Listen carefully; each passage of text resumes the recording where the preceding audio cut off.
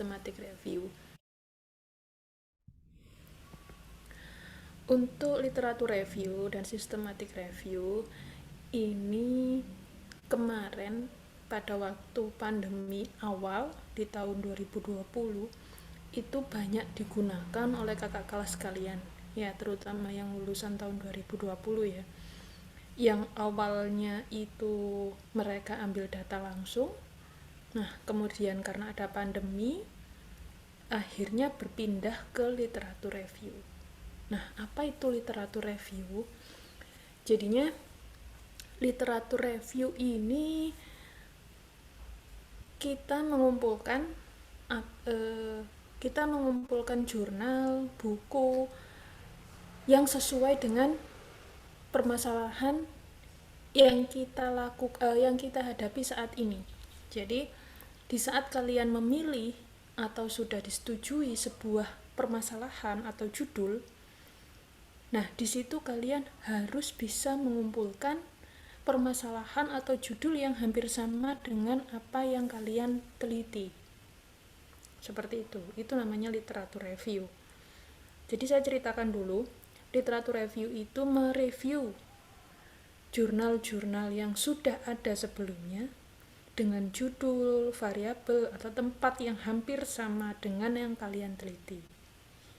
Jadi memperkuat istilahnya, memperkuat teori, memperkuat atau memperdalam dan mempertegas permasalahan yang ada di situ. Sebelum-sebelumnya sudah ada mungkin yang meneliti. Dan pastinya kalau literatur review ya, dan penelitian-penelitian saat ini, terutama kalian, terutama peneliti sekarang gitu kan, itu pasti sudah pernah ada yang meneliti gitu kan. Tapi bedanya zaman dulu dan zaman sekarang, perbedaan zaman, kemudian perbedaan tempat, kemudian perbedaan variabel atau perbedaan responden. Nah, dengan judul yang hampir sama itu berarti kita plagiat, bukan plagiat ya. Jadi istilahnya mempertegas teori yang sebelumnya kalau kalian ini yang skripsi. Terus kalau menggunakan literatur review, apa yang kalian lakukan itu jadi kalian ulas lagi, kalian kumpulkan data dari jurnal-jurnal yang sebelumnya, kemudian digabungkan, setelah itu dijabarkan. Itu literatur review. Nah, saya share screen, nanti akan saya berikan contoh, jadi langsung contoh aja ya. Contoh penelitian atau skripsi kakak kelas kalian yang menggunakan literatur review. Dan kemudian di situ bisa kalian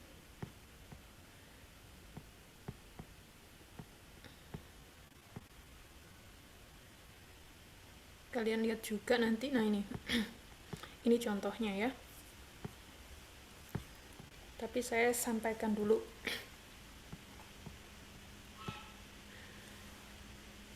gambarannya saja ya. Sebenarnya antara literatur review dan systematic review itu berbeda. Jadi kalau ke literatur review, kita hanya mereview jurnal, kemudian melihat persamaannya, juga perbandingannya apa, setelah itu kita jabarkan.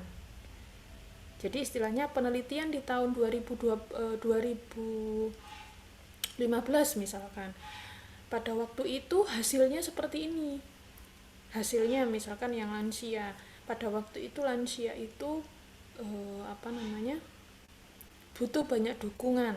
Nah, pada waktu 2017 ada penelitian yang sama bahwa di tahun 2017 tuh lansia itu sudah tidak tidak manja istilahnya, masih sanggup melakukan semua itu sendiri, jadi tidak butuh dukungan. Nah, hal-hal semacam itu yang di tahun 2015, 16, 17, 18, 19, nah kamu review, kamu cari, kamu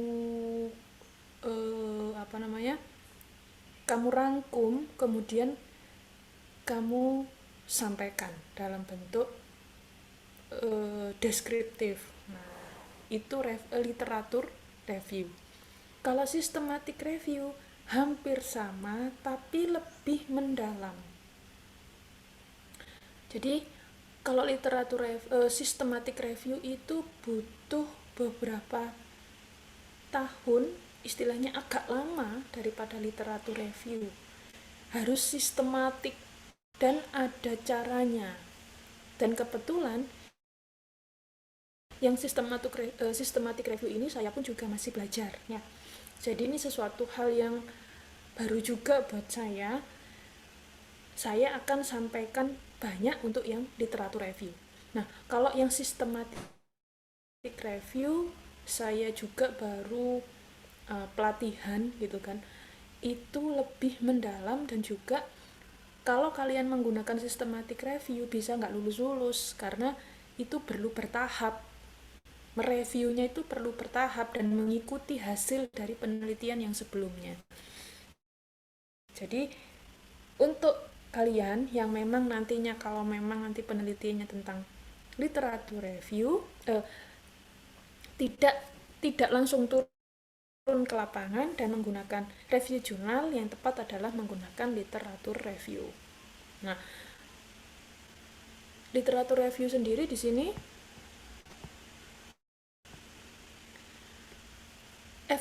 evaluasi kritis dan mendalam dari penelitian sebelumnya. Jadi kita itu kayak mengevaluasi ya. Jadi kita seperti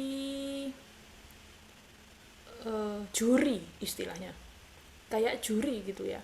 Kita tuh seperti juri yang menilai jurnal yang sudah ada sebelumnya. Dikritisi hasil jurnalnya itu bagaimana.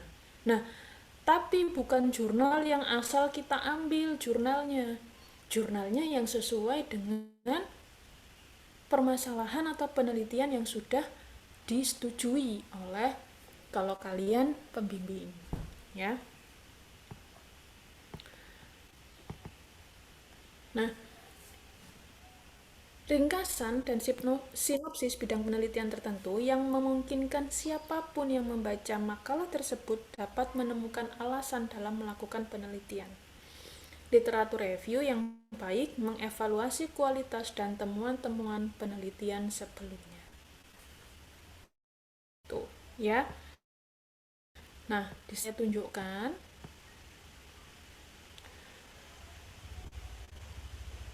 skripsinya punya kakak kelas kalian. Saya yakin kalian masih kenal atau mungkin masih berhubungan ya dengan Lailatul Rohma ini.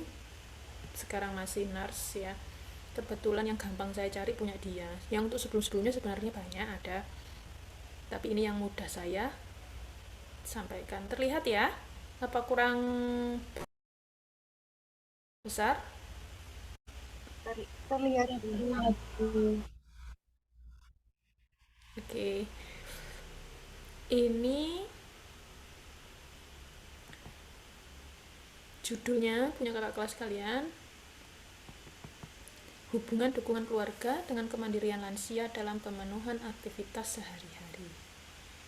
Jadi dia ingin tahu dukungan keluarganya sama kemandirian lansia pada kegiatan atau aktivitas sehari-hari lansianya. Nah, dia ingin mereview. Awalnya dia bilang saya ingin langsung ambil data, jadi bukan literatur review. Tapi setelah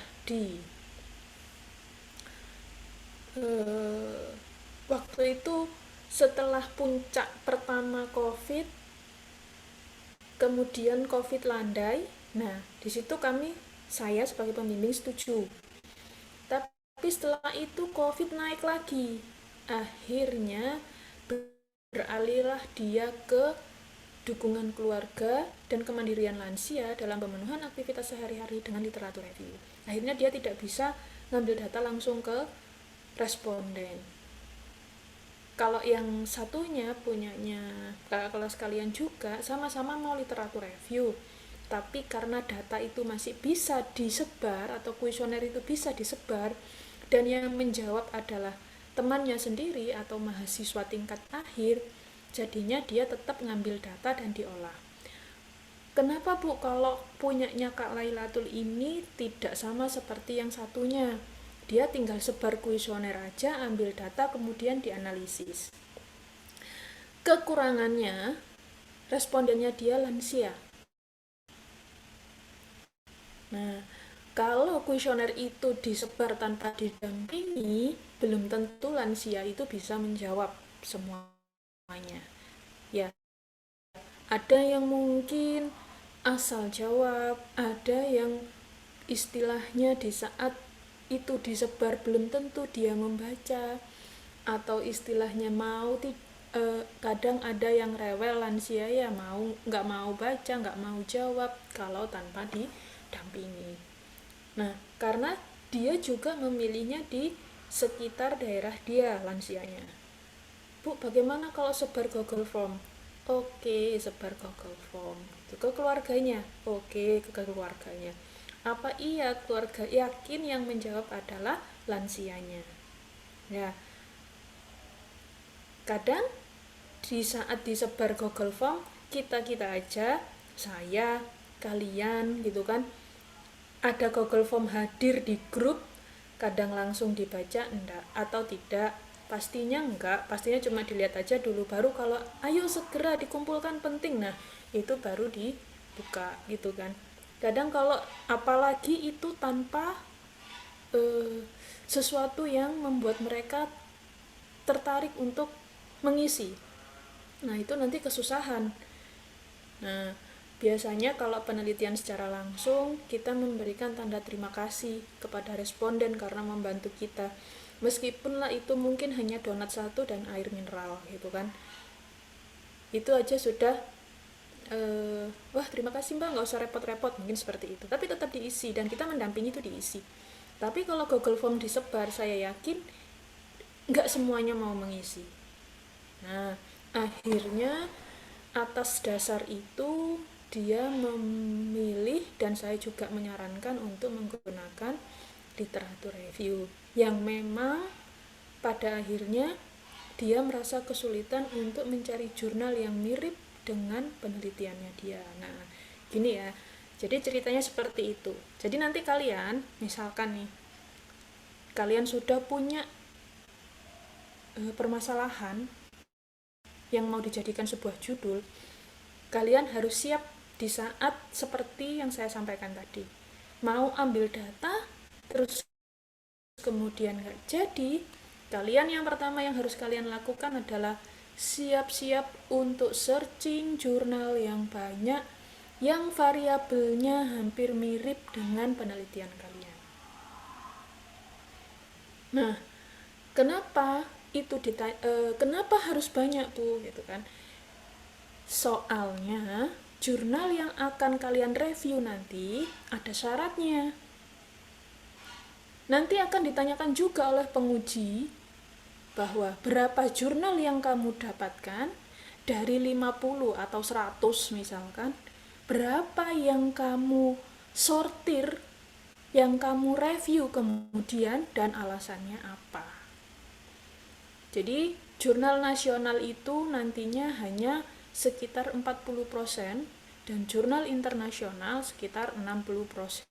Jadi 60% itu nanti semuanya jurnal internasional dalam bahasa Inggris. Nah, itu untuk literatur review. Minimal 10 jurnal. Jadi minimalnya itu 6 dan untuk jurnal internasional dan 4 untuk jurnal nasional.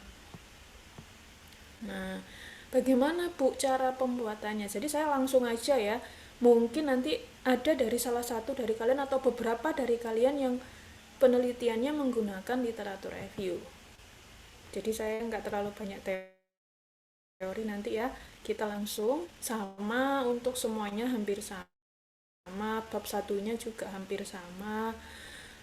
Istilahnya kalian harus menyampaikan latar belakang kenapa sih kamu kok ngambil penelitian itu meskipun itu berupa literatur review. Jadi ada alasannya kenapa kok memilih penelitian ini. Oke. Untuk bab 1 Kemudian bab 2 hampir sama teori. Kita ke bab 3 sama juga istilahnya. Kalau kita bab 3-nya ini kerangka konsep. Nah, bab 2-nya hanya ditambahkan ya, ditambahkan ada literatur review-nya. Nah, ini konsepnya menggunakan literatur review. Itu bedanya ya. Dijelaskan, setelah itu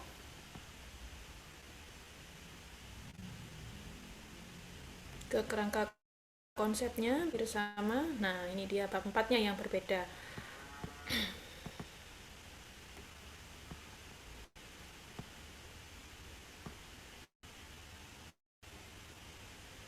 Di bab 4.2-nya sudah langsung dia menuliskan cara pengumpulan datanya. Kalau di penelitian pengambilan data secara langsung yang bukan literatur review, 4.2-nya itu bukan cara pengumpulan data. Ya. Di sana ada kerangka kerjanya ya. Kalau kerangka konsep itu di bab 3, kalau kerangka kerjanya ada di bab 4. Nah, cara pengumpulan datanya, kalau di pengambilan data secara langsung, kita ke teknik analisis data di 4.7 sepertinya. Kalau saya nggak salah ya, kalau nggak 4.6 atau 4.7. Nah, di sini cara pengumpulan data untuk literatur review dijelaskan gimana kamu mengambil datanya. Nah, dia carinya mulai dari Google Scholar, Wordshot, ProQuest, PubMed, ScienceDirect, Journal of Nursing. Dia carinya di situ. Nah, ini yang biasanya dijadikan bahan oleh penguji untuk ditanya-tanya. Bener nggak sih kamu ngambil data di situ? Apa yang kamu dapatkan? Jurnal apa yang kamu dapatkan? Dari mana aja yang kamu dapatkan jurnalnya? Nah, kemudian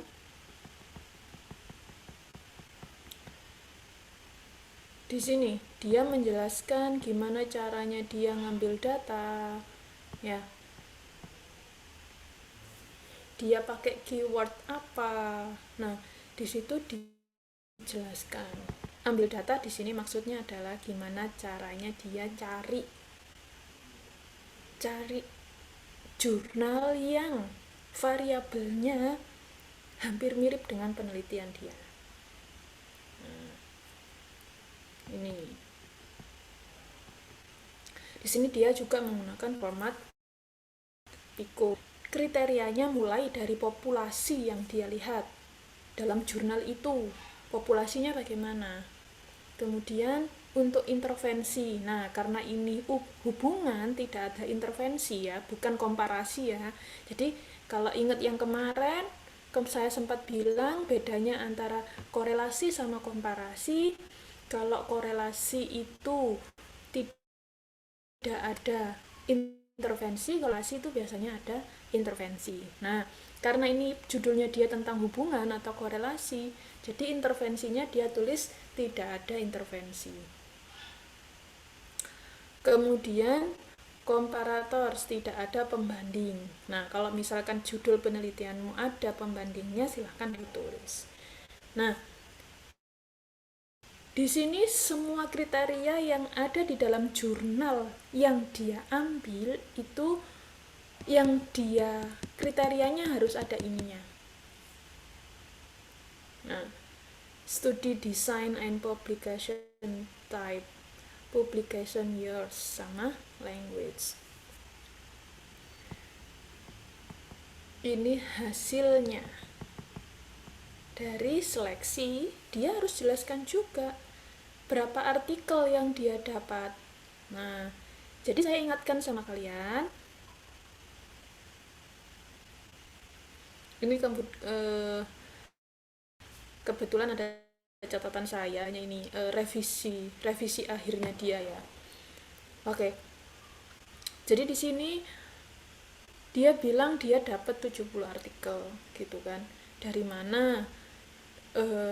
Dia harus bisa menceritakan apa yang bisa membuat kamu menyebutkan bahwa ada 70 artikel yang mirip dengan penelitian dia. Nah, pakai keywordnya itu dia menemukan berapa artikel dari yang nasional ataupun internasional. Jadi ini sudah harus kalian persiapkan. Ini untuk kalian yang mau penelitiannya dari literatur review, disiapkan dari awal. Keywordnya di saat kamu ketik itu, judulnya keluar berapa, itu kamu harus hitung ya. Kamu harus lihat ada berapa judul atau variabel yang mirip dengan penelitian. Nah, setelah itu setelah dilakukan screening, ternyata muncul hanya sesuai dengan kriteria yang tadi, yang di atas tadi, hanya 30. Nah, ada yang cuma abstraknya saja, ada yang langsung full text. Nah, itu bisa dijelaskan di sini. Nah, dari situ setelah disesuaikan dengan kriteria tadi, di screening lagi, ternyata muncul yang ini. Yang sesuai dengan penelitiannya dia, akhirnya muncul 8 internasional sama 8 nasional. Oke. Ini diagram flow-nya literatur review. Jadi agak sedikit berbeda dengan metode penelitian untuk yang pengambilan data secara langsung. Nah, jadi didiagramkan. Jadi ini kerangka kerjanya dia ya. Setelah itu langsung ke pembahasan. Nah, di pembahasan ini sudah pakem kalau di panduan literatur review milik institusi kita. Jadi dia tulis satu-satu, judulnya apa, jenis metode penelitiannya apa, sampelnya berapa, alat ukurnya apa, variabelnya apa, kemudian hasil temuannya bagaimana. Nah, itu literatur review. Jadi kalau dibilang lebih mudah literatur review ya, daripada harus kita ngambil data secara langsung kemudian kita analisis. Semua punya kelebihan dan kekurangan masing-masing, dan kesulitannya juga masing-masing. Nah, kalau menurut saya pribadi, saya kurang suka dengan literatur review karena harus mencari jurnal yang mirip isiannya dengan penelitian kita, kemudian kita mereview hasilnya apa, dan itu butuh waktu kalau menurut saya, atau mungkin saya yang nggak mau ribet gitu ya. Tapi kalau saya lebih sukanya ke ambil data langsung, dianalisis, data selesai, dibahas, sudah. Nah, tapi ada orang yang mengatakan bahwa lebih mudah itu literatur review karena kita cuma cari jurnalnya saja, ketemu, habis gitu kita review, selesai. Kita nggak usah pusing-pusing nganalisis, uji analisis statistik dan sebagainya. Nah, itu pemikiran setiap individu berbeda-beda. Tapi kalau menurut saya, semua penelitian itu sama. Jadi tergantung goalnya itu apa, mau kemana goalnya. Nah, kebetulan untuk literatur review ini, bagi kakak kelas kalian yang kemarin, akhirnya terpaksalah menggunakan literatur review ya, karena yang pertama, alasan karena pandemi COVID-19 yang istilahnya yang awal. Jadi untuk tahun 2020 itu sudah tinggal ambil data, sudah ujian proposal, dia tinggal ngambil data ke Jambangan ya, lansia yang di Jambangan, untuk dia kasih intervensi kompres hangat jahe merah dan jahe biasa, gagal ya. Jadi dia sudah prepare semuanya, gagal. Karena apa? Karena pandemi itu tadi. Akhirnya langsung berubah haluan, dia merubah konsep di bab 4-nya dengan literatur review itu tadi. Nah, jadinya dia akhirnya agak kayak jet lag gitu ya, sempat tertegun dan bingung mau apa, karena prepare-nya dia yang di awal itu sudah bagus sekali untuk mau menuju ngambil data. Pada waktu ujian proposal juga bagus gitu kan. Setelah stuck, disuruh stop, nggak boleh datang, dan Jambangan juga tidak mengizinkan orang lain datang, Akhirnya dia bingung. Karena persiapannya dia sudah bukan literatur review, persiapannya dia sudah ambil data, uji analisis data. Dan literatur review ini pun pada waktu itu belum ada materinya. Jadinya dia, saya harus bagaimana? Kebetulan pembimbingnya saya, kamu tarik nafas dulu, kamu stop dulu, kamu jangan bingung dulu, 1 minggu saya kasih waktu untuk rehat, jangan dipikirin dulu, nanti kalau sudah tenang baru kamu balik lagi bimbingan dengan saya. Itu yang saya sampaikan ke dia. Nah, jadi kalian kalau nantinya suatu saat ya nggak pengen ada gelombang 3, gelombang 4 ya tentang COVID ini, semoga kita tetap bisa seperti ini. Mulai kita kan sudah mulai merangkak, sudah ada yang ke kampus untuk praktek dan sebagainya, sudah mulai ada apel sedikit-sedikit. Nah itu semoga nanti tahun depan bisa full gitu kan. Nah akhirnya kalian bisa nanti pengambilan data bisa secara langsung meskipun masih dengan prokes. Nah untuk kalian yang misalkan nanti ini untuk literatur review, jangan cemas, jangan panik jika dari pengambilan data secara langsung kemudian dirubah ke literatur review, kalian sudah siap dan sudah punya pegangan. Seperti ini contohnya. Nah, untuk yang literatur review dari awal, terus kemudian misalkan sama penguji atau pembimbing dirubah, sudah nggak ada pandemi, langsung aja ngambil data. Dan itu juga nggak boleh cemas atau panik, karena kalian sudah siap dengan materi, sudah prepare, sudah ada materinya, sudah ada contoh gitu kan. Kalau yang kemarin kakak kelas kalian memang belum ada contoh sama sekali, buta, jadi istilahnya apa itu literatur review, nah, dan materi itu belum ada. Kalau kalian, saya harap kalian lebih siap. Literatur review oke, pengambilan data secara langsung oke, data sekunder ataupun primer oke. Nah, ya jadi ini untuk yang hasil dari bab 5 literatur review ini dulu dibuat. Nah setelah itu ini yang di Makassar, kemudian ini masih nasional ya, ini Kecamatan Seunagan, Kabupaten Nagan Raya. Ininya kalau kalian lihat metodenya ya, antara yang pertama sama yang kedua sama. Nah ya, dan ininya pun sama ya.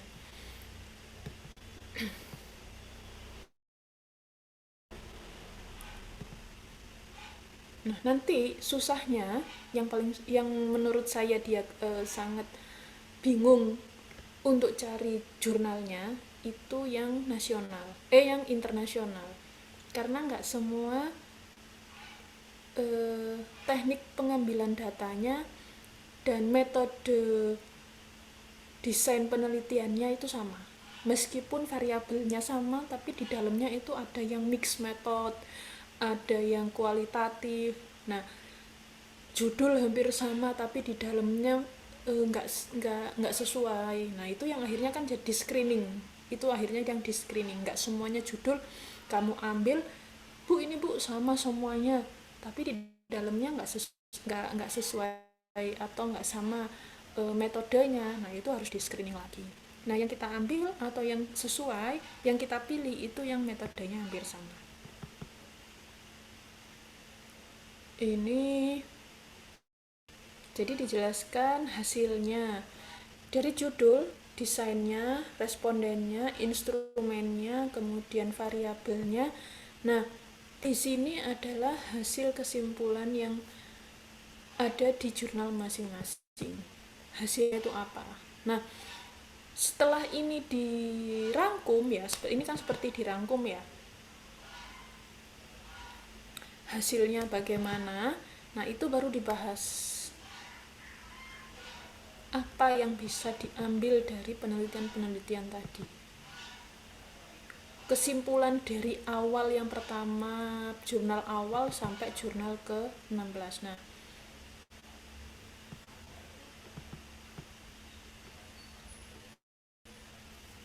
Ini jurnal internasional, tapi kebetulan yang bikin orang Medan. Orang Medan itu istilahnya dosen, mungkin dosen ya di Medan. Eh, dia terbitkan jurnalnya dan lolos di jurnal internasional. Nah, itu termasuk jurnal internasional. Dan ini juga, ini Mojokerto. Jadi di jurnal dipublish di jurnal internasional. Kalau ini bukan, saya nggak tahu itu di mana, negara apa, dan saya juga nggak tahu itu kota apa. Nah, meskipun jurnalnya atau negaranya berbeda, tapi teknik samplingnya masih sama, desainnya masih.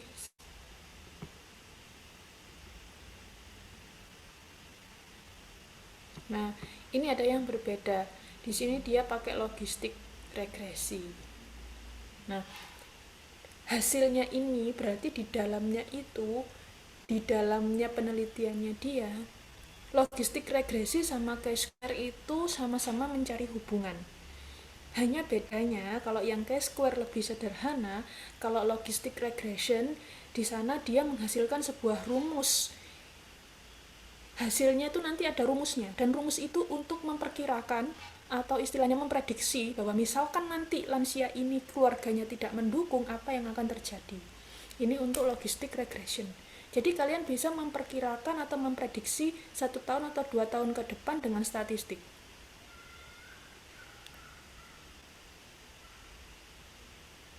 Ini cross sectional random sampling. Ini deskriptif saja. Nah, Bu, bagaimana Bu kalau metodenya berbeda-beda?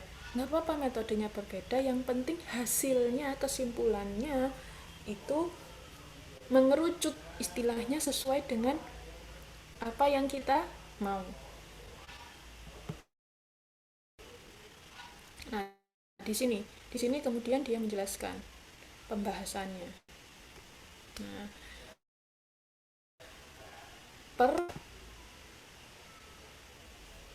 di sini dia menjelaskan per jurnalnya, menggabungkan antara jurnal satu dan yang lainnya, istilahnya antara jurnal A, B, C, dan D, bahwa kehidupan lansia itu yang seperti ini.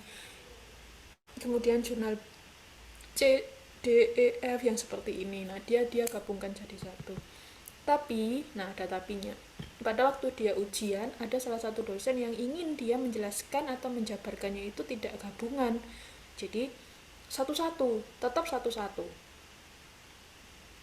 Dia maunya tidak digabung. Jadi maksudnya gini, kalau waktu saya membimbing, memang saya akuin, saya bilang, Mbak, antara jurnal A, B, dan C ini kesimpulan hasil akhirnya sama. Jadi bisa kamu langsung tahu bahwa jurnal A, B, C, D ini kesimpulannya seperti ini. Nah, jurnal yang C, D, E, F ini seperti ini hasilnya. Itu sudah satu kesatuan, daripada nanti menjabarkan terlalu lebar, istilahnya kayak mengulang lagi pembahasan. Nah, tapi di saat dia ujian, dosen tersebut penjabaran sendiri-sendiri. Karena ada 16 jurnal, berarti 16 itu yang harus kamu bahas per jurnalnya. Nah, nanti tergantung kalian. Misalkan literatur review itu siapa pembimbingnya, siapa pengujinya, nanti kalian mengikuti apa yang dimau oleh pembimbing atau penguji. Nah, kemudian dikaitkan dengan implikasi keperawatan pastinya, karena kalian jurusan kesehatan yang kebetulan keperawatan. Nah, itu di teorinya digabungkan. Nah, sama seperti penelitian yang sebelumnya. Sama seperti penelitian yang pengambilan data secara langsung. Jadi ini seperti manfaatnya apa sih nanti gitu kan ya, untuk selanjutnya. Oke, kesimpulannya hampir sama, saran hampir sama. Nah, kalau literatur review Perbedaan dengan penelitian pengambilan data secara langsung, kalian harus lebih banyak membaca dan searching jurnal. Bukan berarti yang pengambilan data secara langsung tidak banyak membaca ya.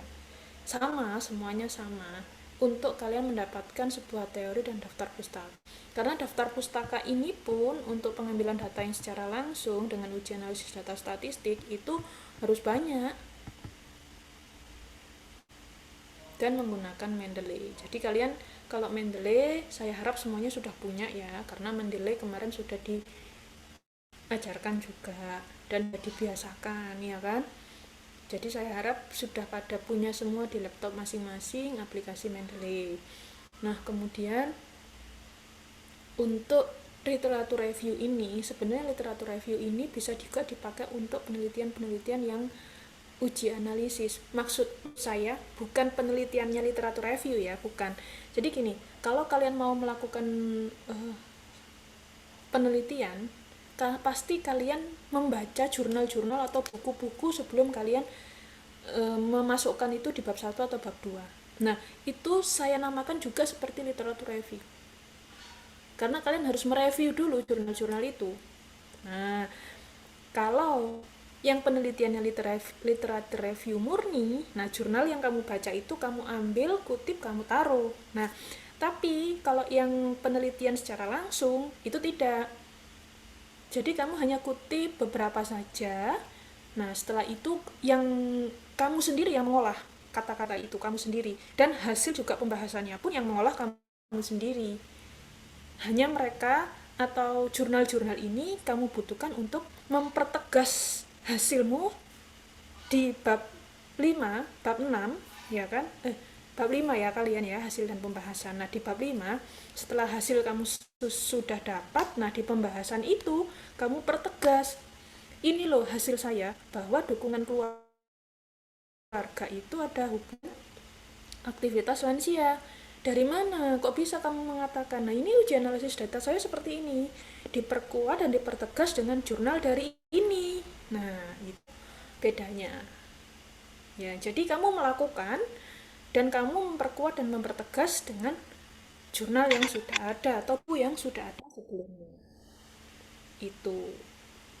Kalau literatur review tidak. Jadi jurnal itu kamu kumpulkan, setelah itu kamu ambil hasil dan kesimpulannya, kemudian kamu review.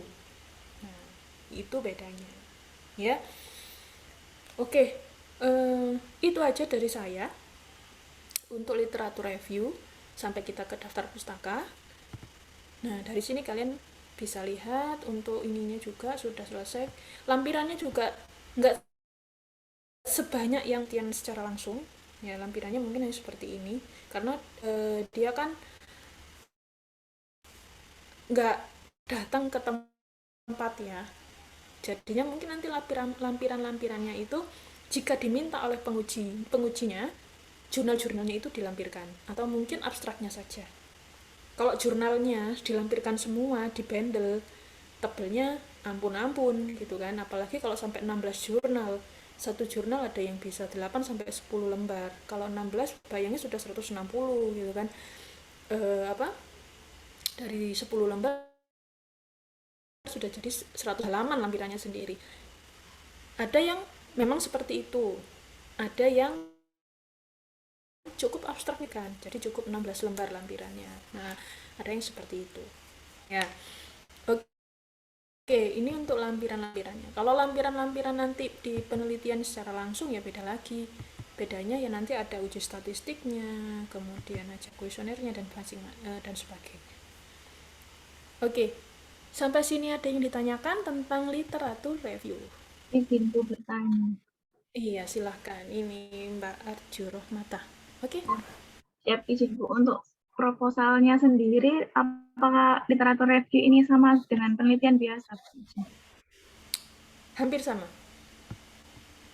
Ya, hampir sama. Tapi bedanya di bab 4-nya itu tadi. Ya, bedanya di bab 4-nya itu tadi. Nah, bab 4-nya itu tadi tidak langsung ini ya. Tidak langsung seperti ini.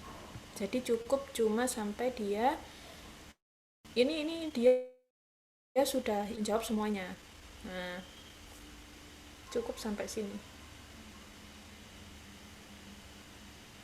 Sebelumnya dia tidak menceritakan ininya. Nah, tidak menceritakan ininya. Ya karena kalau proposal kan belum bisa menceritakan ini. Ya, kalau sudah proposal baru dia bisa menceritakan ini. Nah, dia ada sampai ke sini ada.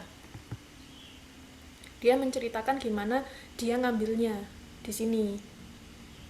Ya, tapi nilainya ini, N-nya ini nggak ditampilkan karena kan belum tahu. Nah, hanya caranya saja dia tampilkan. Nah, setelah ujian akhir, langsung ke ujian akhirnya di skripsi, baru dia menjelaskan semuanya. Itu untuk yang literatur review. Terima Oke, kasih, Bu. ya sama-sama. Untuk yang lainnya? Tanya, Bu. Mohon izin, Bu. Ya, silakan. Waktu kita men-screening jurnal itu menggunakan aplikasi apa dilakukan secara manual, Bu? Izin. Nah, untuk screening jurnal. Oke.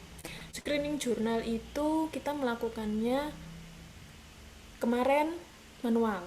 Jadi baca, kemudian melihat ya. Kalau menggunakan aplikasi, kalau saya rasa nanti nggak ngena ya. Nggak ngenanya itu, saya pernah tahu ada aplikasi, tapi saya nggak tahu itu apa aplikasinya. Jadi ada yang bilang ada aplikasinya gitu kan, tapi saya belum pernah mencoba karena saya sendiri belum pernah punya penelitian yang tapi untuk pelatihan-pelatihan saya pernah mengikuti beberapa kali. Kalau systematic review saya mengikuti baru 1 kali. Dan screeningnya ini kalau saya lebih ngenahnya sih kalau manual.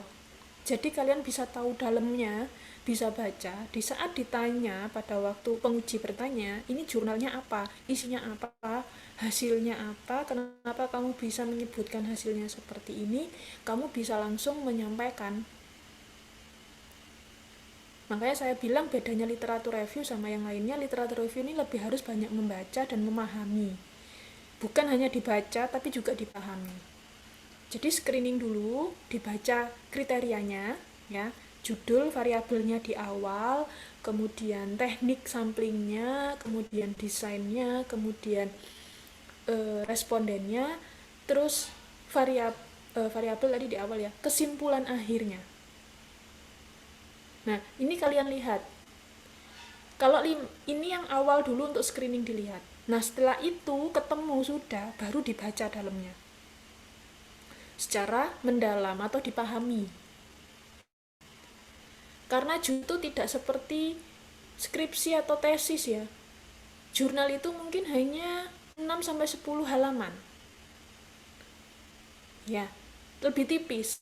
Jadi lebih seperti kayak rangkuman dari skripsi kalian. Kalau skripsi kalian sampai 100-200 gitu loh. Kalau ini hanya 6-10 lembar atau kadang hanya 3-4-5 lembar.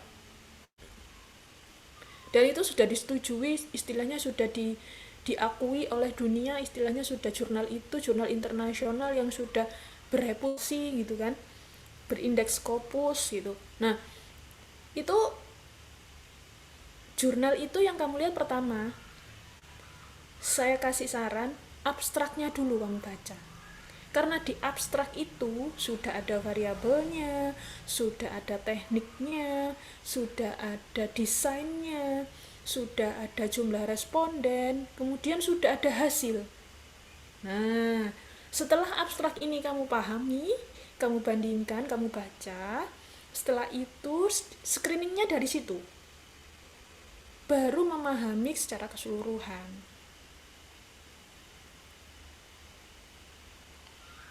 Kalau aplikasi mungkin screeningnya screening sederhana mungkin ya, jadi mungkin tidak terlalu detail atau mendalam, tapi saya juga nggak tahu karena saya pernah dengar ada, jujur ya saya nggak pernah pakai, pernah dengar ada tapi saya nggak tahu apa namanya dan saya tidak pernah menggunakan.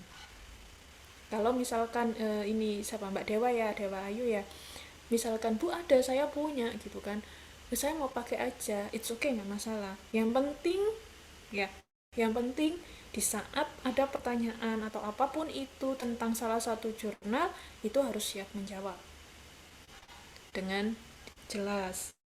Karena kan saya nggak tahu cara kerjanya aplikasinya, juga nggak tahu bagaimana. Jujur saya nggak tahu, jadi saya sampaikan aja. Mungkin kalau Mbak Dewa pernah punya, atau mungkin ada yang sudah ahli di literatur review atau systematic review, boleh ditanyakan aplikasinya apa, bagaimana cara penggunaannya, terus apa yang harus dilakukan setelah di screening dengan aplikasi itu. Boleh gitu ya Mbak Dewa. Ya, terima kasih Bu. Iya, sama-sama. Kondisi Mungkin yang bertanya, lain? Iya, silakan. untuk apakah ada minimal kalau misalnya ngambil literatur review Bu ya, penelitiannya. Untuk yang nasional sama internasionalnya itu ambil berapa gitu Bu, atau sesuai dosen pembimbingnya. Oke. Kalau di Stika Sang Tua, ya saya bilang di Stika Sang Tua ya. Kalau di Stika Sang Tua untuk penetapan jumlah jurnalnya dikasih batas minimal 10. 6 jurnal internasional, 4 jurnal nasional. Istilahnya 60%, 40%. Lebih dari itu boleh, bagus. Nah, ini yang seperti yang punyanya Kak Lailatul Rohma, dia 16, 8 nasional, 8 internasional. Jadi dia dapat itu gitu kan. Jadi nggak mepet 10. Nah, untuk yang di kampus sendiri ditetapkan 10, 60% internasional, 40% nasional. Itu. Ya, terima kasih Bu. Ya, sama-sama. Kalau lebih dari itu bagus, boleh. Sampai 20, 30 boleh. Yang penting tahu tahu dalamnya dan memang benar itu punyanya sesuai dengan apa yang mau dia ambil atau mau dia bahas. Mohon izin bertanya, Bu. Oke, silahkan. Untuk literatur review ini apakah harus diparafrase juga, Bu? Sudah? Ya. Oke. Untuk literatur review apakah perlu diparafrase? Kalau menurut Mbak Rizka sendiri? Sepertinya ya, Bu ya. Oke. Ini ya, jadi di literatur review itu perlu diparafrase, perlu ya. Jadi sama sebenarnya penelitian-penelitian yang lainnya dengan penelitian literatur review itu sama gitu kan, hanya bedanya dia itu nggak ngambil data secara langsung gitu kan. Ini sama dengan penelitian data sekunder, hanya saja ini tidak diuji analisis statistik. Kalau data sekunder itu kita ambil data, kita nggak perlu terjun langsung ya ngambil datanya itu. Jadi ambil datanya itu misalkan ke Dinas Kesehatan Kota, minta data misalkan, atau ke hasil Riskesdas kita ambil nih data. Nah, data itu kan sudah ada, tinggal dianalisis. Nah, tinggal diuji. Nah, setelah diuji baru dibahas. Sama literatur review juga. Jadi kita nggak perlu ambil data, hanya ngambil jurnal-jurnal yang sebelumnya kemudian kita bahas. Sama. Semua penelitian sama. Ini hanya sebagai ini itu literatur review ini kayak gimana ya? Kalau penelitian itu kamu mau penelitian ambil yang mana sih? Sebenarnya permasalahanmu tuh cocoknya yang apa sih gitu kan, pakai yang kuantitatif atau kualitatif atau menggunakan literatur review, kamu mau yang seperti apa, goalnya seperti itu. Semua perlu diparafrase. Iya.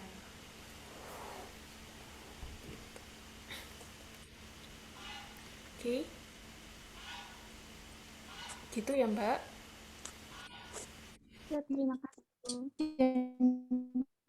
Iya, sama-sama. Jadi,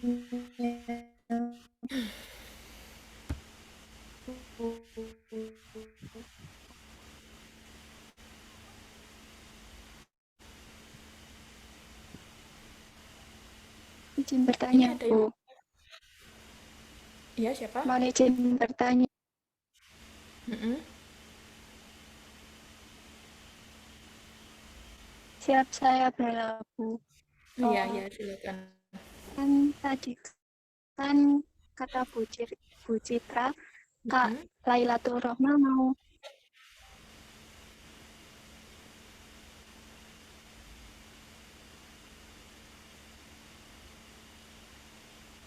Oh, gak ada suaranya.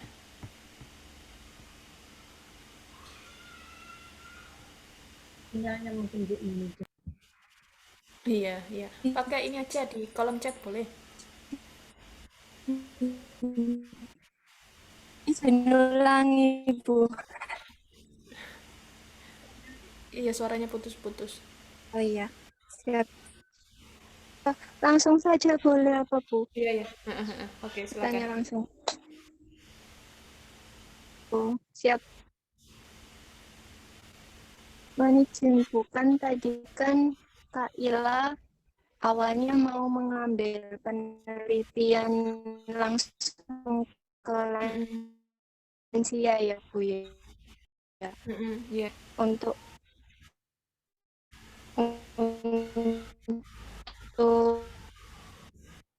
kompleks sangat dan apa itu tadi, Bu? Gimana saya dengar awalnya aja. Jadi Kak Ila awalnya memang mau ngambil penelitian secara langsung. Kemudian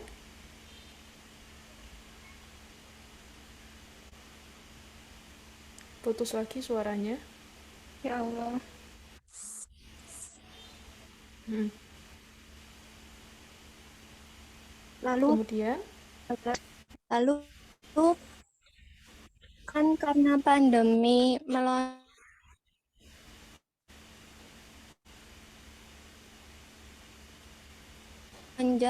kan jadinya karena literatur review ya, Bu. Yang sempro iya lagi karena pandemi literatur. atau langsung akhirnya izin adanya. Oh, oke. Karena oke, jadi ini tadi memang saya menceritakan ya, kalau yang untuk Kak Ilanya, Lailatul Rohma ini, jadi dia sudah memutuskan untuk apa namanya? Jadi yang saya ini dua versi yang berbeda ya. Jadi ada dua dua kakak kelas kalian, yang satu ini Lailatul Rohma, yang satunya ini Kak siapa sih? Aku kok lali. Ada kakak kelas kalian yang sudah lulus nurse. Jadi gini, bukan Lina Arsita, siapa yang satunya ya? Ada lagi satunya. Oh, Nurma, Kak Nurma. Nah, jadi yang Nurma ini, yang Lailatul Rohma ini, dia sudah sebelum ke ujian proposal, saya sudah mewanti bahwa kalau kamu ngambil data secara langsung, bisakah? Karena kalau kamu ngambil data secara langsung, kamu uji analisis data, untuk kamu kirim Google Form, yakinkah itu lansianya mampu? Akhirnya kan sebelum sempro memutuskan untuk langsung berubah ke literatur review. Jadi masih tahap bimbingan kalau untuk Lailatul Rohma. Jadi sudah ada alasan di saat proposal dia kenapa ngambil literatur review dengan alasan seperti itu. Nah, tapi kalau yang Nurma ini yang 2 tahun yang lalu itu dia sudah seminar proposal, kemudian karena pandemi akhirnya kembali ke literatur review, dan itu tidak, akhirnya langsung harus ke literatur review, itu tidak perlu seminar proposal lagi karena sebenarnya di isinya bab 1, 2, 3 sudah disetujui, hanya saja berbeda di metodenya di bab 4-nya. Jadi alasan dia kenapa ambil penelitian itu dia sudah disetujui, istilahnya sudah oke gitu kan. Nah, karena pandemi di awal waktu itu yang menyebabkan di saat mau ambil data dia harus berubah ke literatur review. Di situ para penguji dan saya sebagai pembimbing itu mengatakan nggak perlu seminar proposal lagi, langsung berubah metode bab 4-nya yang awalnya mengambil data secara langsung dirubah ke literatur review, dan itu tanpa harus ujian seminar proposal lagi. Itu karena waktu itu karena memang keadaan dan hasilnya memang bab 1, 2, 3-nya sudah oke, sudah bagus, jadinya kita tetap melanjutkan aja, hanya bab 4-nya aja yang harus dia rubah. Itu aja sih, karena kan dia 6 juga. Dan untuk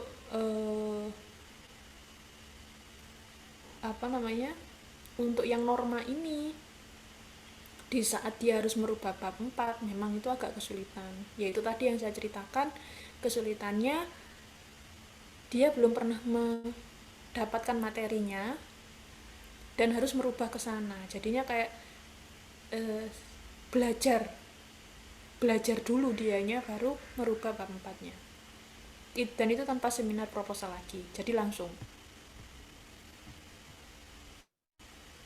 Berarti langsung Oke, ini ada yang bertanya. langsung dijelaskan di bab 4-nya ya Bu ya, pergantian metodenya itu ya Bu. Iya, betul. Dan nanti pada waktu ujian akhir juga dijelaskan. Dan sebelum merubah itu, pembimbing dan penguji juga sudah menyetujui secara di luar ujian. Jadi karena pandemi akhirnya antar penguji dan dia langsung menghubungi para pengujinya bahwa keadaannya seperti ini dan sudah langsung disetujui, oke, gitu kan, tanpa ujian lagi. Para penguji yang lain juga oke, pembimbing oke, disetujui, langsung dia melaksanakan literatur review tanpa harus ujian lagi.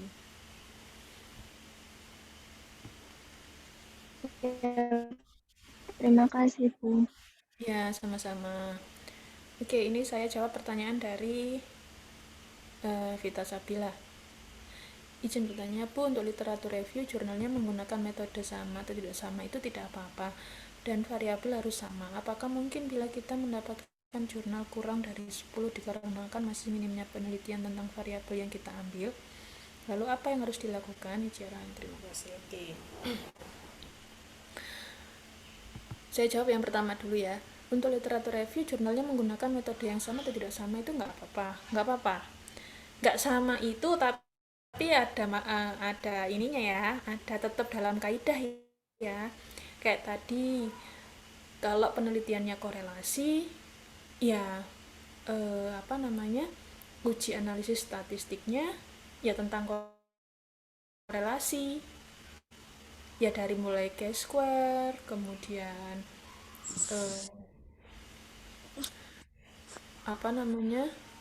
korelasi person, kemudian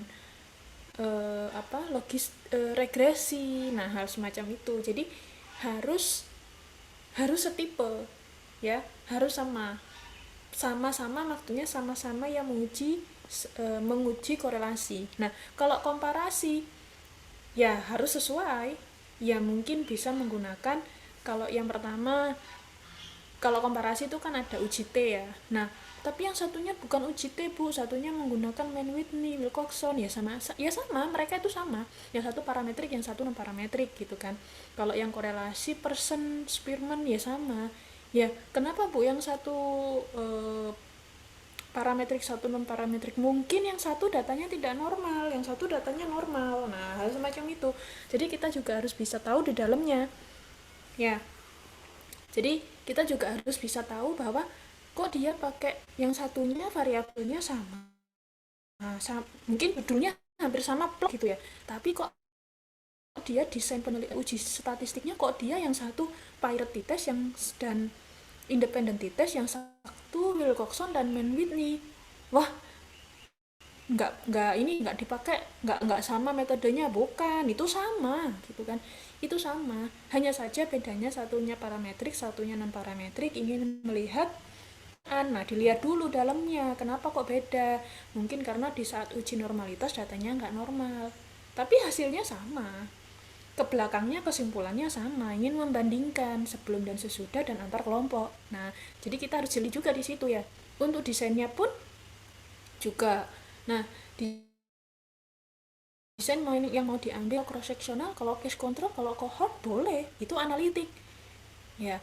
Jadi kita lihat dulu dalam isinya itu dia mau apa gitu kan.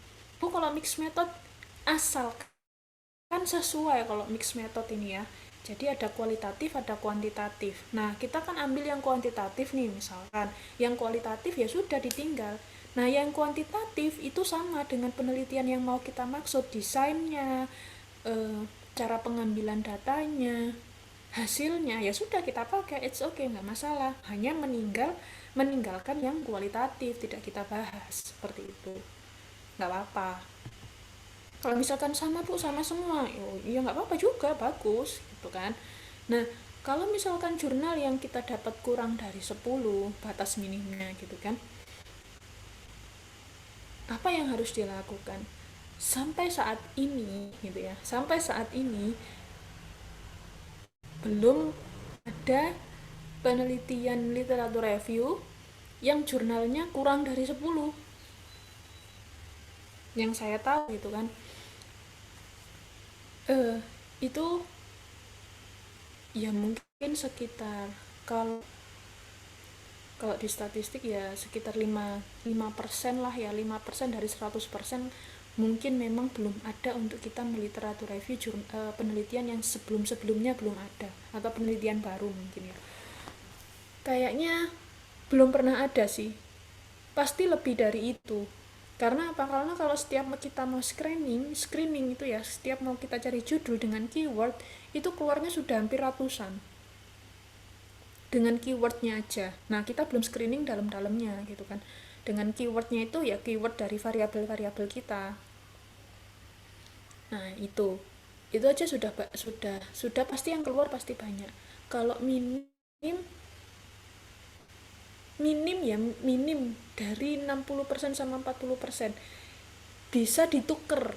Istilahnya gini, Bu, di penelitian di luar sana nggak ada Bu yang seperti di Indonesia. Mungkin ini ya wilayah atau musim. Nah, kalau di kita kan musimnya ada musim hujan sama kemarau aja. Nah, kalau di luar kan musimnya ada 4. Nah, mungkin yang di luar sana yang kurang tentang musim ya, yang banyaknya ya di Indonesia, antara musim hujan sama kemarau ini mungkin keadaan yang berbeda atau suasana atau cuaca yang berbeda, akhirnya di luar jarang ada penelitian yang seperti itu. Dirubah yang nasional lebih banyak, yang internasional yang sedikit, yang seperti itu dirubah prosentasenya. Tapi saya yakin sekali kalau kurang dari 10 itu kayaknya nggak mungkin. Nah, karena pun sekarang jurnal-jurnal sudah mulai banyak sekali, apalagi jurnal-jurnal kesehatan. Seperti itu. Ya Bu, terima kasih. Ya. Kalau misalkan memang harus nggak ada sampai 60% jurnal internasional, berarti dirubah. Kamu sudah nyari ke Thomson, kemudian sudah nyari ke Scopus, sudah nyari Elsevier, sudah nyari Google Scholar, sudah nyari ke IOS, kemana-mana, nggak ada memang yang mirip-mirip dengan itu, berarti dirubah prosentasenya. Itu yang kedua. Insya Allah ada kok Mbak. Kalau cuma 10 insya Allah ada. Karena daftar pustaka aja kalau kamu lihat di setiap penelitian itu pasti sekitar hampir 2 lembar ya. Daftar pustaka di setiap penelitian kakak kelasmu atau skripsi apapun itu atau jurnal apapun itu ya, di daftar pustakanya mereka itu pasti lebih dari 10-15, pasti hampir 20. Nah, cara mencarinya yang paling mudah adalah dengan itu tadi, ketemu satu jurnal atau keywordnya ketemu 1 atau 2 jurnal, kamu langsung lihat daftar pustakanya, dia mengutip dari buku atau jurnal mana saja. Nah, itu yang paling mudah untuk mencari literatur review. Kamu ikuti itu jurnalnya. Jadi kalau kamu ketemu jurnal, kemudian kamu kesusahan cari yang lain lagi, lihat pustaka dari jurnal tersebut. dia mengutip dari mana, dia ngambil data dari mana, dia ngambil teori dari mana, bisa kamu telusur. Jadi seperti bola salju, ya, snowball. Jadi pengambilan jurnalnya bisa diikuti melalui satu jurnal, lihat daftar pustakanya lebih dari 10 atau 15, kamu telusur itu daftar pustaka yang ada di satu jurnal itu. Ketemu ada 2 jurnal yang sama, telusur lagi 2 jurnal berikutnya ke jurnal-jurnal yang lain. Insya Allah lebih dari 10 bisa. Berarti ya. Oke, mungkin ada ditanyakan lagi? Mohon izin bertanya, Bu. Iya, silakan. Untuk ini misalkan saya kan dalam penelitian yang kesulitan mencari respon, itu apakah boleh menggunakan literatur review, Bu? Respondennya siapa? Respondennya remaja dengan korban broken home misalnya, Bu. Terus Kan itu kan kesulitan, kayak kesulitan harus di satu tempat gitu kan, nggak mungkin di dalam satu tempat itu nggak mungkin semua remaja yang ada di situ tuh broken home semua, Bu. Jadi apakah harus menggunakan literatur review untuk memudahkannya gitu, Bu? Oke. Kalau saya ya, kalau misalkan kamu penelitian, benar-benar penelitian itu bukan skripsi, kalau saya menyarankan tidak. Karena kalau bukan skripsi ya, jadi istilahnya bukan untuk mempermudah agar kamu punya skripsi cepat selesai, saya sarankan tidak. Karena saat ini ya, tambah lama, tambah tahun, anak yang broken home itu banyak ya. Jadi ambil datanya udah kita ke satu RT atau RW, tanya yang keluarga baru bercerai. Nah, di situ siapa, kamu list datanya, kamu ambil datanya. Misalkan itu di daerah desa mana gitu kan. Nah, siapa berapa orang yang kamu temukan, nah di situ kamu ambil. Itu kalau saya ya sebagai seorang peneliti, karena kan ingin tahu remaja ini nih bagaimana sih kondisinya setelah broken home gitu kan. Karena kan ingin tahu, seorang peneliti ingin tahu, ingin menyampaikan informasi itu ke orang banyak, kita harus bisa menemukan remaja itu. Tapi, nah, kalau konteksnya ingin mempercepat atau istilahnya aku itu pengen penelitianku itu ini gitu kan. Tapi kalau aku harus ngambil data dan mencari, dan itu butuh waktu lama, nggak gampang gitu istilahnya ya di saat kamu ambil data, bisa kamu menggunakan literatur review. But yang harus kamu lakukan adalah meyakinkan, ini kalau skripsi ya, meyakinkan pembimbing kamu dulu. Yang pertama yang harus diyakinkan adalah pembimbing. Kenapa kamu memutuskan mengambil penelitian secara langsung, mengambil penelitian dengan data sekunder, atau mengambil penelitian dengan literatur review? Harus ada alasannya. Bimbingan saya, selalu saya tanya, saya bebaskan, kamu mau ngambil data, permasalahan apa, judulnya apa, saya bebas, silakan sampaikan. Tapi saya juga punya wewenang untuk tidak mengizinkan kamu ambil itu dengan alasan yang masuk logika. Apa alasannya? Itu kalau saya. Tapi kalau konteksnya tadi kamu sebagai peneliti ingin mempercepat dan ada alasan lain lagi yang memperkuat, boleh menggunakan literatur review. Tapi jika masih bisa diusahakan untuk mencari informasi itu di tetangga sekitar, kita datang ke kantor desa atau mungkin menanyakan siapa-siapa aja keluarga yang baru bercerai. Biasanya kan orang kalau mau bercerai kan pasti ada urus surat ya. Nah, kemudian kita bisa datang, bisa menghampiri, itu bisa dilakukan. Tapi ya itu tadi, konsekuensinya memang banyak. Yang pertama, cara pengambilan datanya itu kita harus siap yang mana, siap yang bagaimana, siap di dicuekin, siap dibenci, siap dihujat. Karena apa? Jika pendekatan salah, kita nggak akan diizinkan untuk masuk. Karena itu ranahnya adalah itu seperti aib kan? Nggak gampang orang lain menceritakan kesedihan dia kepada orang lain, apalagi orang yang tidak kenal. Nah, itu ada triknya dan ada caranya. Nah, itu penelitian itu memang seperti itu. Namanya orang meneliti itu nggak bisa sendiri. Kalian skripsi penelitian sendiri, betul, nama kalian sendiri. Tapi yang harus kalian tahu, penelitian itu harus orang banyak, apalagi ngambil data ke orang lain.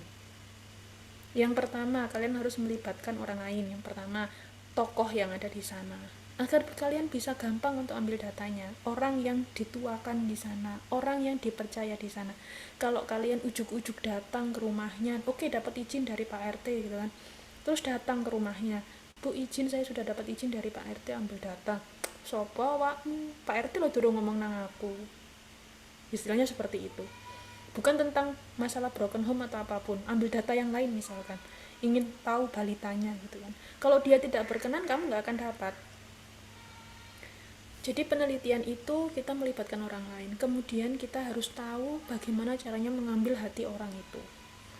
Bukan hanya yang remaja broken home ya, semua penelitian untuk kalian semuanya. Ya, jadi namanya ngambil data, itu kita harus bisa ngambil hati orang lain. Gitu. Jadi kita didampingi sama orang yang dipercaya di daerah tersebut. Saya penelitian, saya Pak Zul, Bu Arin, kita satu tim mau ke Kenjeran loh, mau ngambil data orang-orang di Kenjeran. Saya ke puskesmas dulu, minta izin sama kepala puskesmas sana, kemudian diarahkan ke perawat sama bidan sana, sama bidannya diarahkan ke ini apa, perwakilan dari posyandu itu apa, kadernya, ke kadernya dulu saya sowan. Nah, karena kalau saya langsung ke sana, sempat saya tuh nyoba datang mencoba, bukan untuk ambil data, tanya-tanya. Itu mereka jawabnya nggak pakai senyum, cuma oh iya Bu, ngapunten Bu, repot gitu kan. Oh nggih, matur nuwun, saya hanya basa-basi. Itu mereka dengan kesibukannya mereka jawabnya nggak enak gitu kan. Nah, tapi di saat saya bawa kader dan kadernya itu saya mengikuti kader itu dan memperkenalkan itu di salah satu kerumunan ibu-ibu di sana, baik sekali, malah dipersilahkan, monggo ini Bu, iya Bu, ngambil cerita-cerita dengan nyaman. Jadi untuk pengambilan data jangan langsung berputus asa, wah gak bisa nih, kayaknya kita langsung ke literatur review. Kalau semuanya nanti beralih ke literatur review tanpa bisa ngambil data dari ini si responden,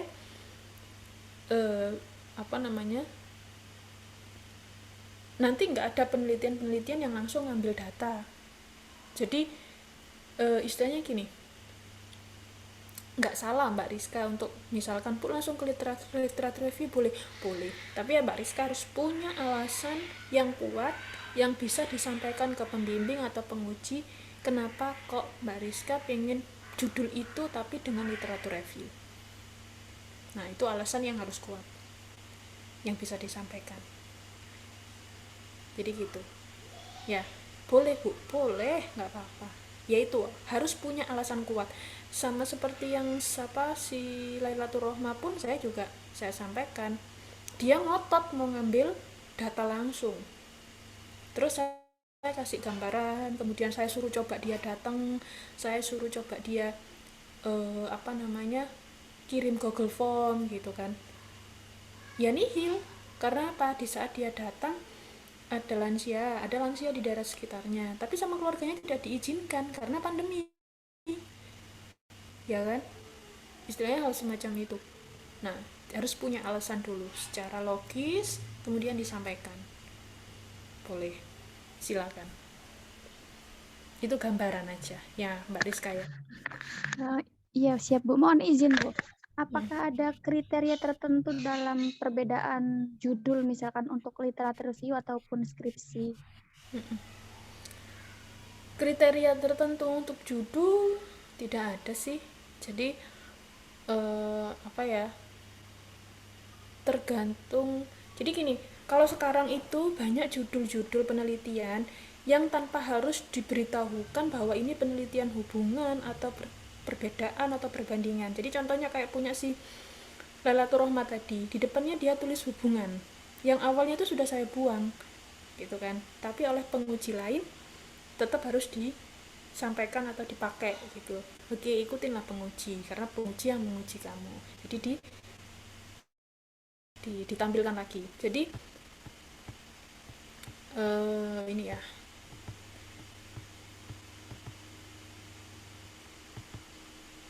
nah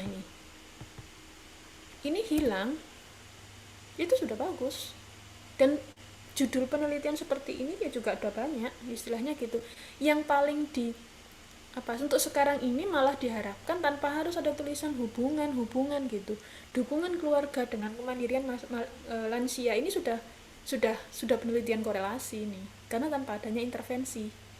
Kadang ada juga yang perbedaan gitu kan, atau pengaruh gitu kan. Ya, kalau kalian lihat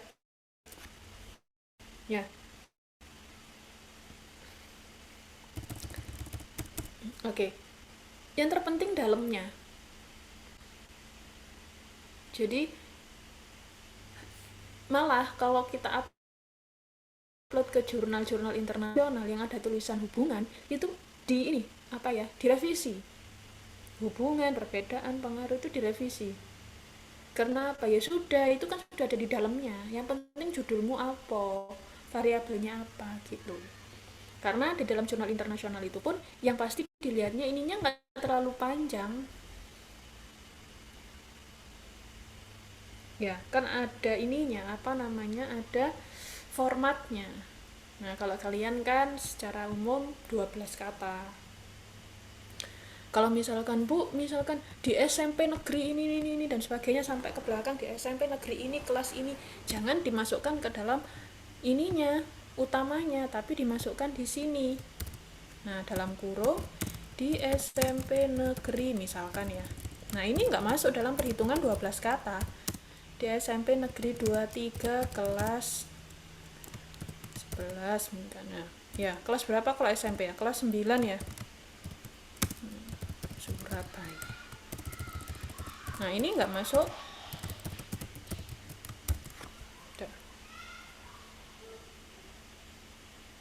Nggak ada kriteria untuk literatur review apa khusus, untuk yang penelitian itu khusus, nggak ada. Biasanya kan ada ini yang judulnya juga sampai ke belakang, di tempatnya itu juga ditulis. Nah, itu kan memperpanjang judul ya, akhirnya nggak sampai 12 kata. Nah, kalau ingin tetap ditampilkan ininya, ya ditulis seperti ini tapi dalam kurung dan tulisan seperti itu. Jadi ininya nggak kehitung. Ini jadi seperti kayak memberitahukan tempatnya di sini. Tapi intinya tentang ini. Nah, dan ini kalau misalkan kita keyword ya, kalau jurnal-jurnal besar kita keyword, yang ya pasti keluar karena hanya ini, dukungan keluarga, kemandirian lansia, sama aktivitas sehari-hari. Is that? Kalau ini dimasukkan juga nanti kalau pencariannya itu jadi nggak fokus kayak gitu, dan juga akan lebih panjang. Itu cara penulisan judul. Untuk kriteria literatur review dan kualitatif, kuantitatif nggak ada sih, sama. Siap, terima kasih Bu. Ya, sama-sama. Ini ada lagi. Oke. Dari Sandra. Mohon izin bertanya, untuk literatur review apakah jurnalnya harus terindeks izin arahannya? Sebisa mungkin diupayakan terindeks. Kalau di Indonesia ada Sinta 5, 4, 3, 2, 1. Kemudian kalau Scopus ada Q4, Q3, Q2, Q1. Ada Thomson juga. Misalkan Google Scholar nggak masalah. Di saat itu benar-benar di saat kita cari yang terindeks nggak ada, baru. Jadi kan nanti kan ada ini ya, di saat kita nyari di Elsevier atau Scopus berapa keluarnya, cari di Jurnal Nursing Internasional berapa keluarnya, cari yang di apa namanya, Sinta 4, Sinta 3, Sinta 2, Sinta 1 berapa keluarnya. Nah, nanti kan itu kita pilih. Misalkan yang di Q1 nggak ada, Q2 nggak ada, Q3 nggak ada, Scopus adanya di Q4, ya sudah kita ambil yang di Q4 sesuai dengan screening gitu. Jadi terindeks ya diusahakan harus terindeks, karena yang terindeks itu berarti sudah direview dengan baik. Nah, kalau sudah direview dengan baik berarti kita mereviewnya pun nanti lebih mempermudah si peneliti.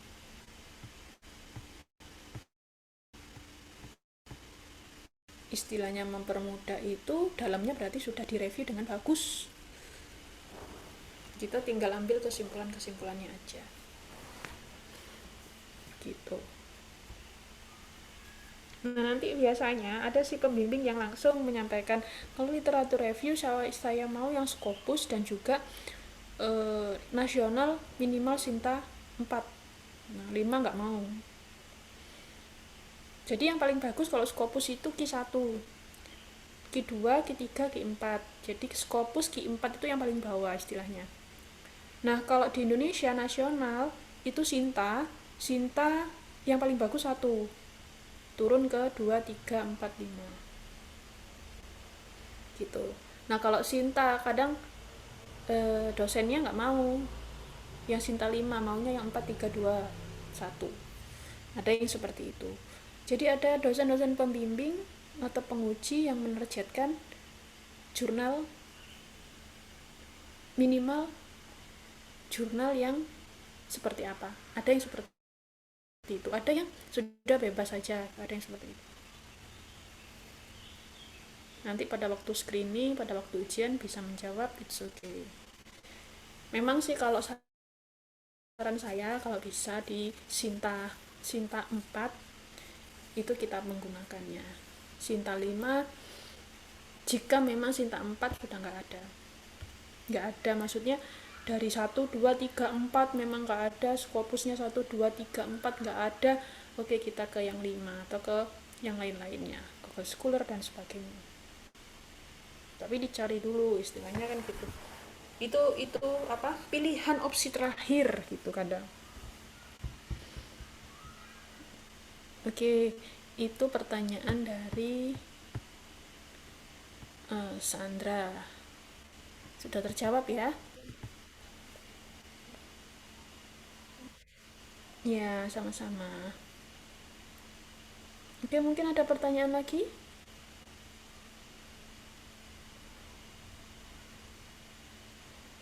Kalau tidak ada, saya cukupkan di sini.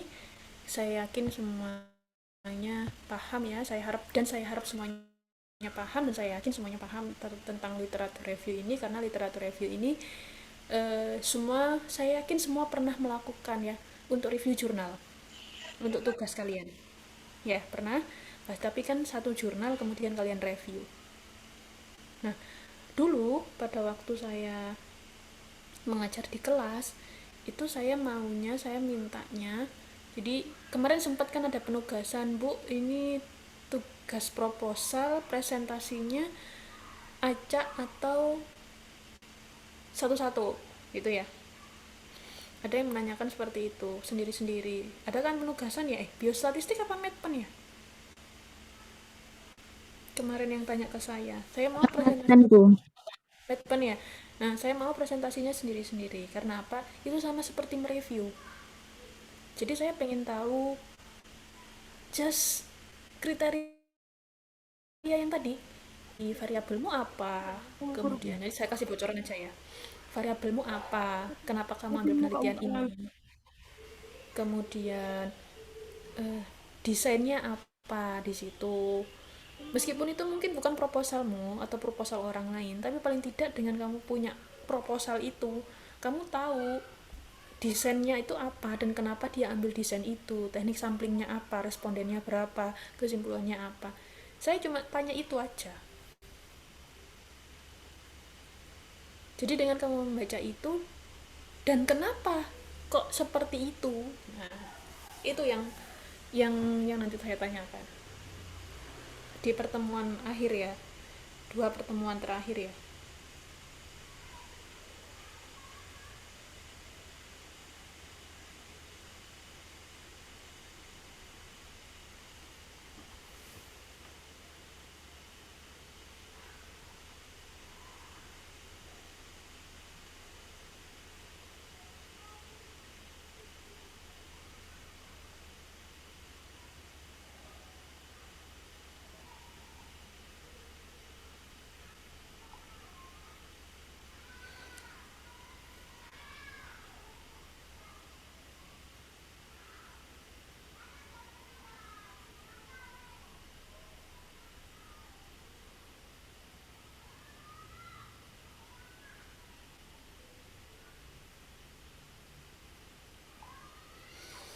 Oke, ada yang tanyakan?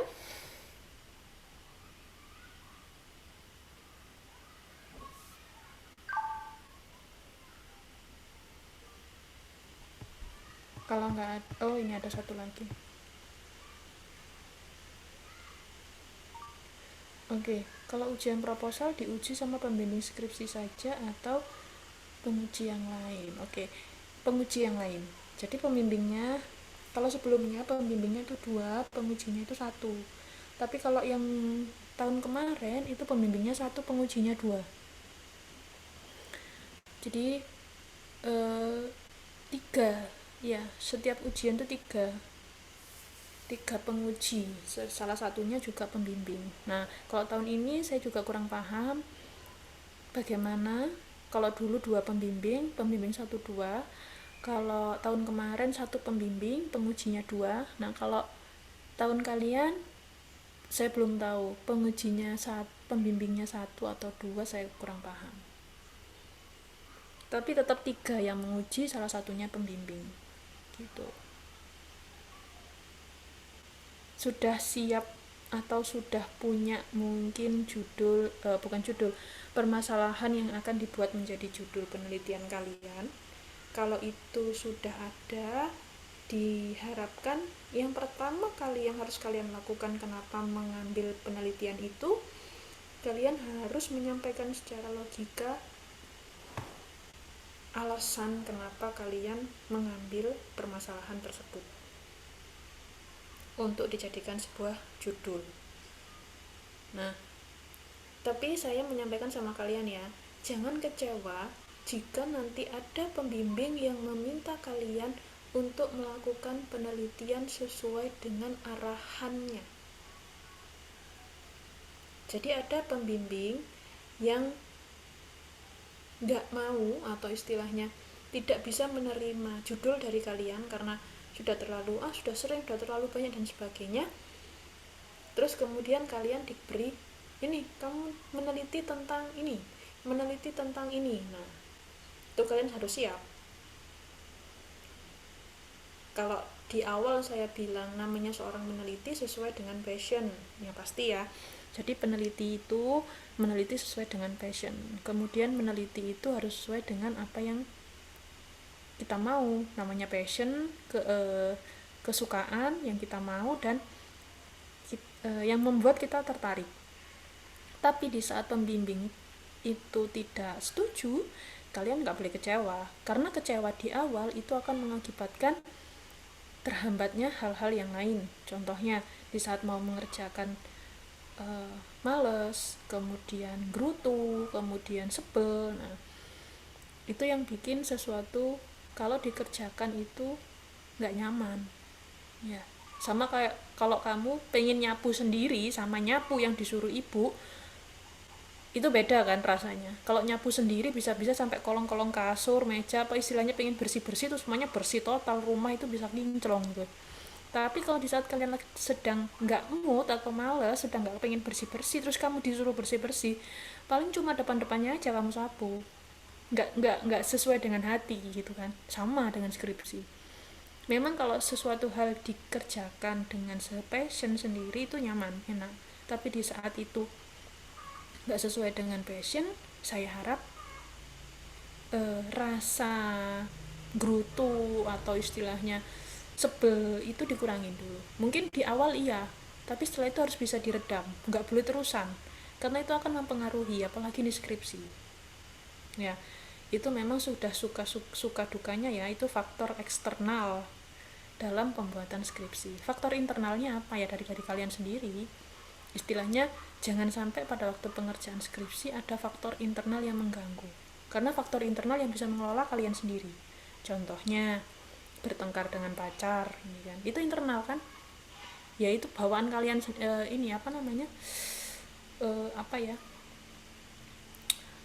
emosi yang bisa kalian ini apa namanya hindari. Gimana caranya, Bu? Itu eksternal. Oke, ya itu memang pacarmu itu eksternal, tapi kalau bisa ya pacarmu diberitahu pada waktu skripsi, ojo ganggu-ganggu aku gitu kan, atau istilahnya jangan bikin masalah gitu kan. Kalau bisa mendukung. Nah, seperti itu. Menguasai diri sendiri dulu, jangan sampai skripsinya terganggu. Itu sih pesan saya. Jadi emosi-emosi yang nggak penting, sesuatu hal yang nggak penting pada waktu skripsi dibuang. Jangan egonya jangan tinggi. Egonya jangan tinggi tuh ke siapa? Ke pembimbing dan menguji. Boleh menyampaikan, boleh diskusi, tapi jangan sampai pembimbing sakit hati. Kalau di kampus insya Allah nggak ada yang pembimbing yang sampai nggak meluluskan atau sampai mempersulit banget, itu enggak. Tapi kalau di kampus lain, saya bukan mahasiswa bimbingannya saja, membantu teman yang sedang tesis diombang-ambing sama pembimbing, itu aja saya ikut sebel. Istilahnya itu saya, bukannya ini sudah yang sesuai yang diinginkan, tapi kenapa kok masih dipersalahkan. Yang hebatnya lagi, teman saya itu bisa, aduh Bu, ini mungkin cobaan buat saya, ya sudah Bu, nggak apa-apa, saya ikutin aja. Nah, meredam hal semacam itu harus kalian taklukkan sendiri. Jadi istilahnya orang lain ngelihatnya sebel gitu kan, kalau bisa kalian jangan ikut sebel. Dan di situ saya bagus ini copingnya, istilahnya cara mengatasi dia permasalahan di saat terakhir dia mau lulus. Jadi saya bisa menyampaikan ini karena itu hal yang sepele, tapi itu mempengaruhi kalian sangat. Ada yang sudah ujian proposal bagus, tahu-tahu skripsi ngilang, dicari nggak ada, ternyata ada permasalahan di rumah gitu kan. Hal semacam itu yang harus dihindari. Jadi jangan menyerah, jangan patah semangat. Namanya skripsi ya gitu, itu bukan hanya dilewati kalian aja, sudah dilewati banyak orang. Buktinya banyak orang sudah melewati itu. Saya yakin kalian lebih bisa melewati itu. Siapapun yang membimbing, siapapun yang menguji, itu sudah dijalankan, sudah ditakdirkan sama Allah. Berarti kalian bisa menghadapi itu. Oke? Satu kali lagi pertanyaan, kalau nggak ada saya akhiri.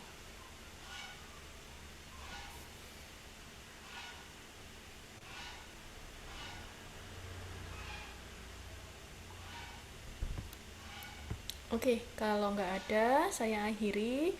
Nanti ini kalau butuh ya saya share contohnya sama PPT yang tadi, karena PPT yang tadi nggak terlalu banyak sih, cuma depan-depannya aja tentang literatur review, dan mungkin itu juga nggak akan banyak nanti di UAS. Yang penting kalian paham. Jadi saya sempat ini ya, punya beban moral buat kalian yang tingkat 4, karena kebetulan tingkat 4 itu beberapa kali di metode penelitian dan di biostatistik dosen pengampunya saya, dan saya juga dosen pengajarnya, saya salah satunya. Tapi pada waktu itu saya sempat kayak gini kan, siapa sih dosen biostatistiknya, kok kamu nggak paham gitu kan. Dan waktu itu saya pembimbing keduanya, di situ saya terpukul gitu kan, istilahnya saya merasa salah. Jadi makanya kenapa saya jarang sekarang memberikan teori yang terlalu banyak, lebih ke arah contoh. Ini loh gambarannya kayak gini, ini loh seperti ini nanti kamu kalau ditanya-tanya. Nah, semacam itu isiannya. Nah, nanti kalau kamu ditanya seperti ini, kalau kamu ini contohnya seperti ini, karena kalau sudah seperti itu, istilahnya beban moral saya adalah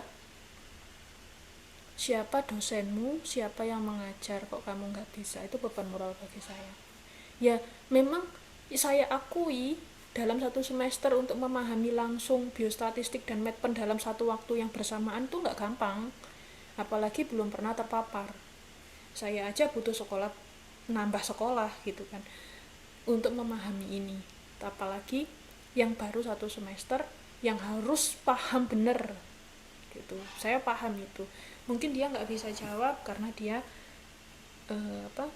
bingung, kemudian ragu, kemudian dredeg bahasa Jawanya ya, sampai dia nggak bisa ngomong gitu kan. Dan ya memang kebetulan yang bertanya adalah ketua atau Bu Afi, yang pertanyaannya sederhana, simbol dari rata-rata, cuma itu, rumus simbol dari rata-rata. Dan dia hanya terpaku ngeliat aja rumus yang di depannya dia nggak jawab. Di situ saya pengen bantu tapi nggak bisa gitu kan, saya dari samping beliau. Istilahnya sesuatu hal yang sederhana tapi harus dipersiapkan, pertanyaan-pertanyaan yang di luar nalar gitu kan, istilahnya di luar pertanyaan-pertanyaan yang mungkin kita sudah pertanyaan apapun itu yang mau kita, kalau kamu kayak gini nanti gimana ngambilnya datanya dan sebagainya. Ternyata hanya pertanyaan yang rumus simbol rata-rata itu apa, hanya itu yang ditanyakan. X bar, tinggal dia jawab X bar aja sudah selesai gitu ya. Oke. Tapi dia nggak bisa. Itu pengalaman dari kakak kelas yang mungkin bisa jadi contoh, atau istilahnya istilahnya cukup kakak kelasnya aja, mungkin kalian nggak perlu seperti itu. Jadi prepare-nya untuk penelitian tuh gampang. Prepare-nya kalau kalian habis mau ujian proposal sama mau ujian akhir itu gampang. Apa yang kamu tulis sendiri, apa yang kamu tuangkan sendiri itu pasti akan dijadikan sebuah pertanyaan. Kamu tuh habis ngapain aja sih penelitian? Itu pertanyaannya.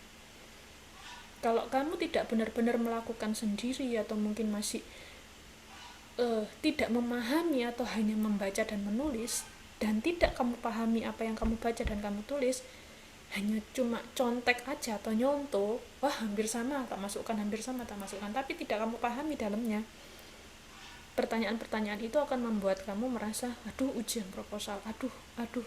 Tapi kalau itu kamu melakukannya sendiri, apapun yang ditanyakan kamu bisa menceritakan. Just it.